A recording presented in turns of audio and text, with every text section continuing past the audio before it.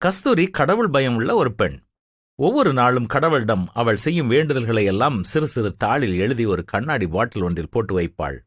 மாச கடைசியில் அந்த பாட்டிலை திறந்து ஒவ்வொரு தாளாக எடுத்து கடவுள் பதில் கொடுத்த வேண்டுதல்களுக்காக நன்றி கூறுவாள்.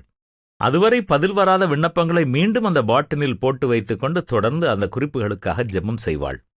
அது மட்டுமல்ல, தன்னுடைய சிநேகிதிகளோடு கூடியிருக்கும் நேரமதில் கடவுள் தனக்கு எத்தனை முறை பதில் கொடுத்திருக்கிறார் என்பதை குறித்து சாட்சியும் கூறுவாள்.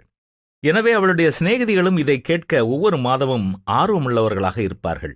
அது மட்டுமல்ல, அவர்களுடைய சிநேகிதிகளில் கடவுள் நம்பிக்கையற்ற பத்மினியும் கொஞ்சம் கொஞ்சமாக மனம் திறந்து கஸ்தூரியை தனக்காக ஜெபிக்கும்படி கூற ஆரம்பித்தாள்.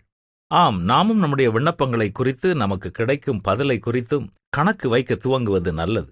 கஸ்தூரியைப் போல நீங்களும் ஒரு பாட்டிலிலோ அல்லது ஒரு சிறு பெட்டியிலோ உங்கள் விண்ணப்பங்களை சேர்த்து சேர்த்து பின் அவைகளுக்காக நன்றி சொல்லவும் மற்றவர்களிடம் பகிர்ந்து கொள்ளவும் ஒரு தீர்மானம் செய்யலாம்.